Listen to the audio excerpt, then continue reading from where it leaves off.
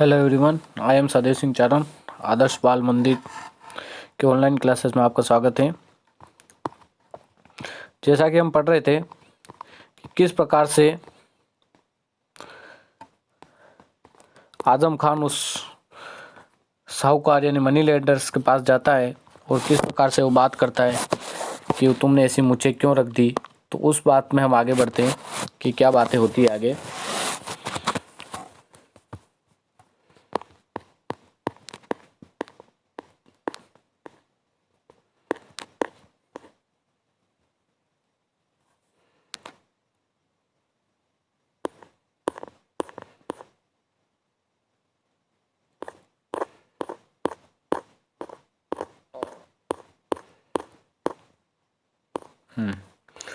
तो वहाँ पर आजम खान गुस्से में बोला, मैं तुमसे कह देता हूँ, यदि अपना जीवन चाहते हो तो अपनी मूंछ का सिरा नीचे कर लो। रामानंद ने कहा, अगर यही परेशानी है तो यह लो और अपने तेल लगे हाथ से अपनी मूंछों को एक छोर को इस तरह नीचे की ओर व्यवस्थित किया कि वह छोर एक मरी हुई मक्खी के समान गिर पड़ा। उसने कहा, आओ मुझे आभूषण दिखाओ और आपको इसके बदले में कितने रुपए चाहिए। उसने मुझे नीचे कर ली। फिर क्या होता है? Now that Azam Khan pride was upset, he was like soft wax in the merchant's sure hand. His need his family for food was great and humbly expected the value which is a money lender put of his wife's nose ring. अब क्या होता है कि उसने मुझे तो नीचे कर ली मनी लेंडर्स ने। अब आजम खान अपना गर्व शांत हो गया और वो व्यापारी के सदे हुए हाथों में कोमल मोम की तरह था। भोजन के लिए उसकी और उसके परिवार की आवश्यकता बहुत बड़ी थी और उसने साहूकार द्वारा अपनी पत्नी की नथ के दिए जाने वाली कीमत को विनम्रतापूर्वक स्वीकार कर लिया। But as he was departing after neglecting his business, he notice that to one hand is money lender moustaches had come down at the behest other and he still up। लेकिन जब वह सौदा करके जा रहा था तो उसने ध्यान दिया कि यद्यपि उसकी जिद पर साहूकार की मूंछों का एक सिरा नीचे आ गया था, किंतु दूसरा सिरा अभी भी ऊपर था। एक सिरा तो नीचे कर लिया था लेकिन दूसरा सिरा अभी भी ऊपर था। A strange trick you have a plate on me you swine, the Khan set. Khan बोला, तुमने मेरे साथ अजीब चाल चली है सुअर। उसने कहा, साहूकार ने कहा, खान, इस इलाके में कोई भी साहूकार तुम्हारे आभूषण के लिए इतनी कीमत देता, उस हिसाब से मैंने सबसे अच्छी कीमत दी। ऐसा वो कहने। I fed your best value of your ट्रैंक Khan that any money lender will be pay this parts he said, especially in this day when sharks and whole world is threatening go off the gold standard. यानी कि सबकी सारे विश्व में सरकारें gold standard के पीछे हटने की धमकी दे रही है, उस हिसाब से मैंने तुमको एक अच्छी कीमत दी है। It has nothing to be with ट्रिंक said Khan, but one hand your moustache is still up like your tiger moustache thought you have brought down other to your proper gods style, bring that is out down also that upping your moustache of mine. क्या कहता है वो कि ये तो सब ठीक है, लेकिन तुमने ये जो मूछें ऐसी क्यों रखी है। खान तौर पे जबकि खान आजम खान कहा, इसका आभूषण में कुछ लेना देना नहीं है, बल्कि तुम्हारी मूछों का एक सिरा अब भी मेरी बाघ की मूछों की तरह ऊपर है। हालांकि तुमने दूसरा सिरा लिए अनुपयुक्त बकरा मूछ की शैली में नीचे कर लिया है, अब दूसरे सिरे को भी नीचे करो जिससे तुम्हारी मूछें मेरी मूछों की नकल की हुई न हो। ऐसा कर लो। अब साहूकार इतनी बात वापस कर रहा। Now Khan said the money lenders, I humbled myself because you are doing business with me. You can't expect me to become a mere worm just because you have a pound a drinking with me. If you were placed some more expensive jewelry, I might consider oblige you a little more. Anyhow, my humble milk skimmer does not build like your violent tiger masters। वो कह रहा है, साहूकार ने कहा, अब खान मैं इसलिए झुक गया हूँ क्योंकि तुम मेरे साथ व्यापार कर रहे थे। तुम मुझसे एक कीड़ा बनने की आशा नहीं कर सकते हो, बस इसलिए कि तुमने एक आभूषण मेरे पास गिरवी रखा है। यदि तुम कोई और महंगा आभूषण गिरवी रखो तो मैं तुम्हें पर थोड़ा और एहसान करने का विचार कर सकता हूँ। वैसे मेरी विनम्र मलाई जैसी मुलायम मूछें जरा भी तुम्हारी बहादुर बाघ मूछें जैसी नहीं लगती। खान आजम खान दहाड़ा, उस सिरे को नीचे करो, क्योंकि जितना अधिक वह साहूकार की मूछों को देखता था उतना ही अधिक ऊपर मुड़ा हुआ सिर उसके मूछों को नकल प्रयास करता लगता था। Now he sensible Khan, he moneylender said, waving his hand with the imperative calm. I tell you, turn that tip down, I shall wearing your neck, said the Khan. All right, the next time you can do business with me, I shall bring up it down, answered the moneylender canningly. That is fair, said Chaudhry Chotu Ram, the landlord of the village, who was sitting under the trees opposite. To be sure, some peasant climbed in the sheepishly.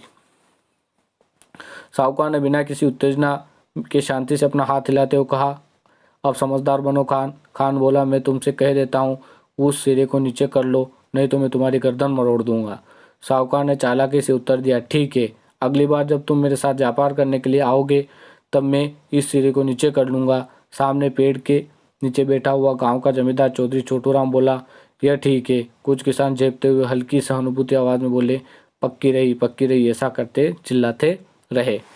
Khan आजम का managed the control of murderous impulses and walked away, but he could not quell his pride. He pride a generation his ancestors who had the worn and tiger mouths as the mark of their high position. To see a symbol of the honor imitated by a moneylender, this was a much for him. He went home and fetched the necklace which had come down to his family through 7 generations and placing before the moneylender said, now will you bring that tips your mouths down.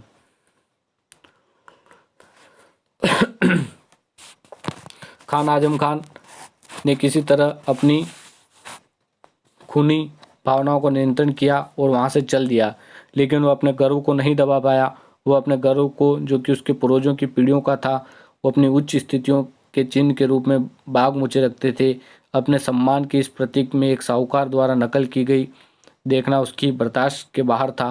वह घर गया और अपने परिवार के साथ पीढ़ियों से चला रहा एक गले का हार लाया। उसने साहूकार के सामने रखकर बोला, क्या अब तुम अपनी मूंछों को वह सिरा नीचे करोगे? साहूकार बोला, बिल्कुल खान, लेकिन इस बार इस हार के बारे में बातचीत कर लें। तुम इसके लिए कितना पैसा चाहिए?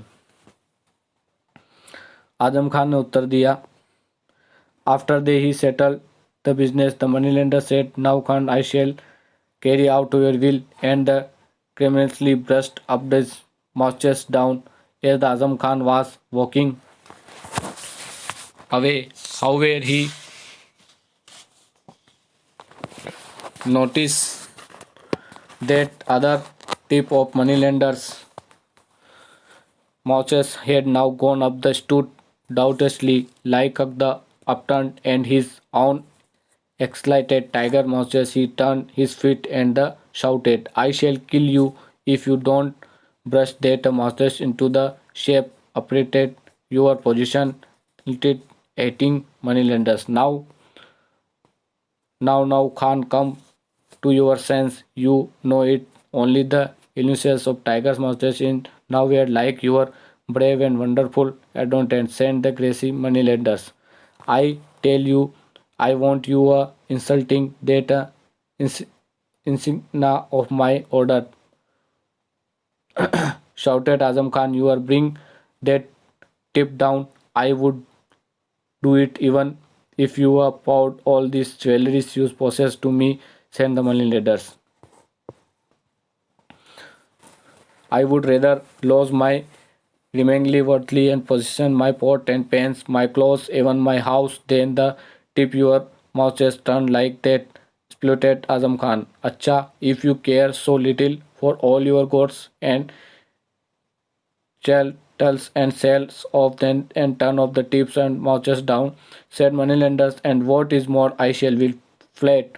Now that is a bargain. That is enough, said the landlord, for under the tree which were preparing for sisters. Siesta siesta से नहीं होता है तिहरे पर लिए जाने वाली नींद की झपकी, जिसको हम कह सकते हैं सिएस्टा, दोपहर में आने वाली नींद।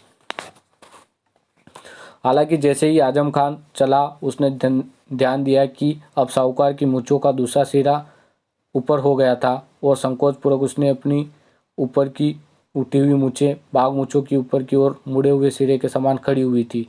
वो अपने पैरों पर मुड़ा हुआ चिल्लाया, यदि तुम अपनी मूछों को एक मसूर खाने वाले साहूकार की स्थिति में अनुरूप आकृति में नीचे नहीं करोगे तो मैं तुम्हें मार डालूंगा।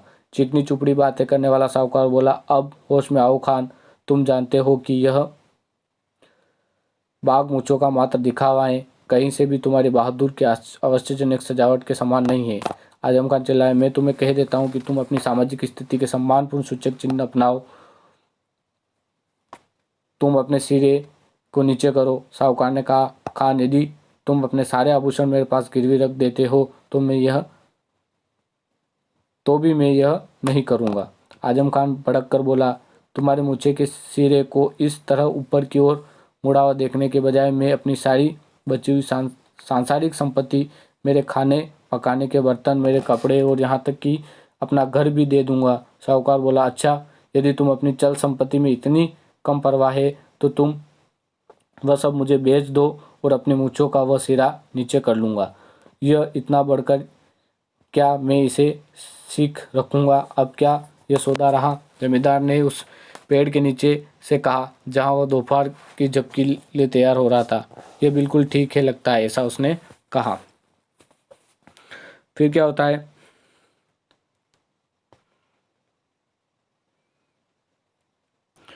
But what is proof I have that will keep your words, said Azam Khan. You will oily little eaters never keep your promises. Azam Khan ने कहा, लेकिन मेरे पास क्या सबूत है कि तुम अपना वायदा निभाओगे? तुम तेल वाली मसूर खाने वाले बनिया वर्ग कभी अपने वायदे को नहीं निभाते, ऐसा वो बोलने लगा। फिर क्या कहता है? We shall draw up and did here and now, said the moneylenders, and we shall have a signed by the 5 elders of village who are seated under that tree. What more do you want? वो कह रहा है कि मैं अपनी संपत्ति वगैरह सब तुमको दे दूँ, पर इसकी क्या गारंटी है कि तुम मेरी बात को मानोगे या मेरी बात को रखोगे, इसकी क्या गारंटी है? तो उसके बाद वो कहता है कि साहूकार ने कहा कि हम यह एक दस्तावेज तैयार करेंगे और हम इस पेड़ के नीचे बैठे हुए गांव के 5 बुजुर्गों में से हस्ताक्षर करवाएंगे। इससे अधिक तुम्हें क्या चाहिए? जमींदार बीच में से रोककर बोला, अब इसमें कोई धोखा नहीं है। यदि यह अब से हमेशा अपनी मूछें बकरे जैसी नहीं रखेगा तो मैं स्वयं और गांव के अन्य 4 बुजुर्ग तुम्हारी ओर से कोर्ट में गवाही देने आएंगे, ऐसा वो बोलते हैं।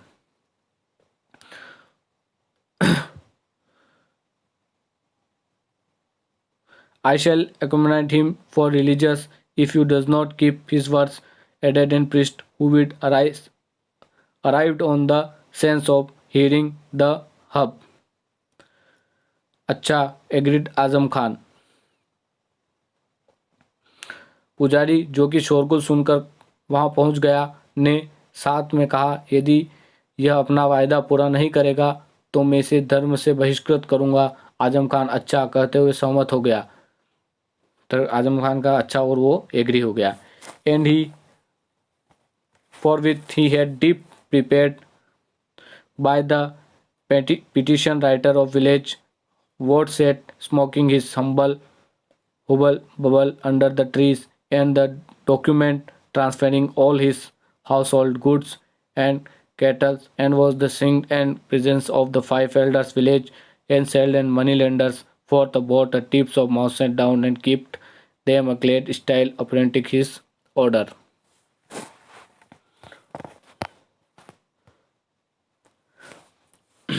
आजम खान और तुरंत गांव के दस्तावेज लिखने वाले से, जो कि पेड़ के नीचे बैठा हुआ अपना हुक्का कुड़बुड़ा रहा था, दस्तावेज तैयार कराया और उसकी सभी घरेलू व्यक्तिगत उपयोगी की चीज़ें नाम करने वाले इस दस्तावेज पर गांव के 5 बुजुर्गों की उपस्थिति हस्ताक्षर किए गए और मोहर लगा दी गई। साहूकार ने तुरंत अपनी मूंछों के दोनों सिरे नीचे कर लिए और अपनी सामाजिक स्थिति के लिए उपयुक्त बकरा शैली में उन्हें लगाए रखा। Only as soon Azam Khan is back was turned and muttered, the peasants said nervously, "My father was a sultan." बस जैसे ही खान आजम खान ने पीठ घुमाई, वह पास में बैठे हुए किसान से बुदबुदाया, मेरे पिता एक सुल्तान थे। And they loved to see the Khan give a special twist. His master has walked away, maintaining the violent uprightness, symbols, ancient and noble family thought had become a failure. pauper यानी दिवालिया। बस जैसे ही आजम खान ने पीठ घुमाई, वह पास में बैठे साहूकार किशन बुदबुदाया, मेरे पिता एक सुल्तान थे, और वे ये सब देखकर हंस पड़े कि खान ने अपने प्राचीन और कुलीन परिवार की प्रतीक अपनी मूंछों की बहादुरपुर ऊंचाई बनाए रखने के लिए एक खास तरीके से ऐठा गया, जबकि वह दिवालिया हो चुका था। वो अपनी झूठी शान बचाने के लिए उनसे लड़ता रहा लगभग, लेकिन वो पूरी तरह से क्या हो चुका था, दिवालिया हो चुका था।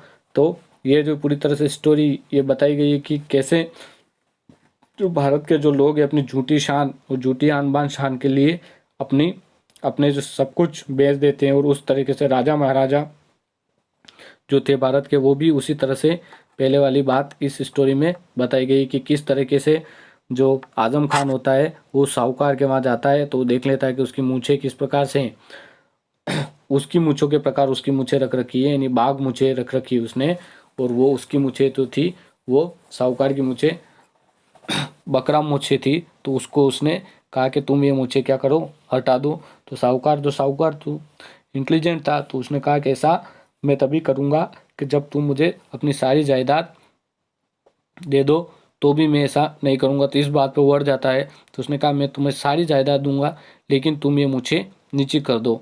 इस बात पर दोनों झगड़ा जाते हैं, और फिर 5 लोग इकट्ठा होते हैं और उन्होंने डिसाइड किया कि इसकी मूछें क्या कर दी जाए,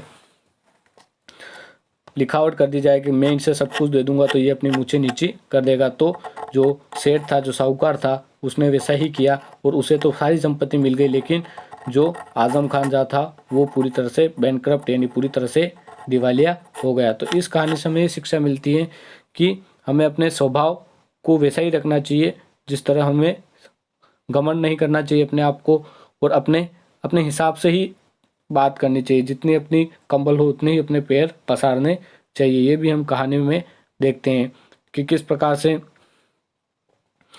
आजम खान अड़े रहने वाला प्रतीक घमंडी बताया गया है, और जो रामानंद है वो बहुत ज़्यादा चतुर और इंटेलिजेंट बताया गया है।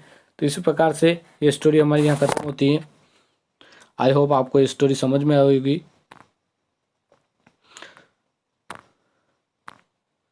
नेक्स्ट स्टोरी की तरफ हम जाएंगे, तब तक के लिए थैंक यू वेरी मच।